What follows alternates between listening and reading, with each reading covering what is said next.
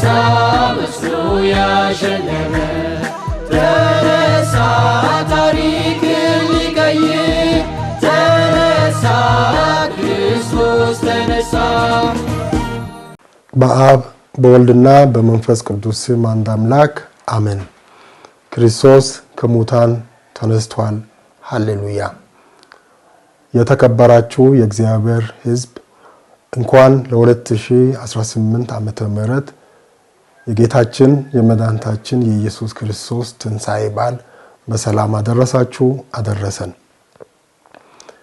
የጌታችን የመድኃኒታችን የኢየሱስ ክርስቶስ ትንሣኤ ጨለማ የተወገደበት የሲኦል በር የተዘጋበት ተስፋ የለመለመበት በመሆኑ በታላቅ ደስታ እናከብራለን።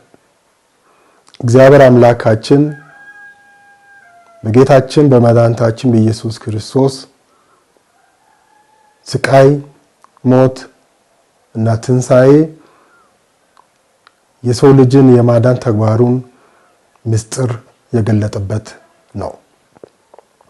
በብሉይ ኪዳን እስራኤላውያን ከባርነት ወደ ነፃነት የተሸጋገሩበትን ፋሲካቸውን የሚያከብሩት የበግ ጠቦትን ደም በማፍሰስ ነበር።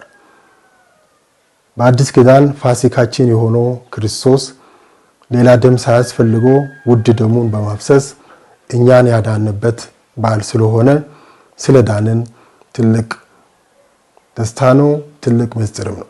በሉቃስ ወንጌል ምዕራፍ 24 ላይ ስናነብ የኤማሁስ ደቀ መዛሙርት አምላካቸው መድኃኒታቸው ተስፋ ያጣሉበት ስለሞተባቸው ተስፋ ቆርጦ ሲጓዙ ጌታችን ኢየሱስ ክርስቶስ አብሯቸው ይጓዝ ነበር። ከሙታን የተነሳው ኢየሱስ ሁሉ ጊዜ ከኛ ጋር ነው። በቃሉ በስጋ ደሙ ከኛ ጋር ስለሆነ ሁሉም እንደሰታለን፣ አንተክዝም፣ ተስፋ አንቆርጥም።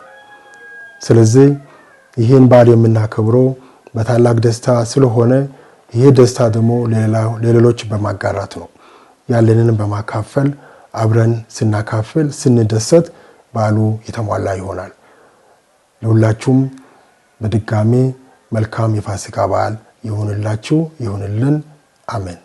ተነሳ መስሎ ያሸለመ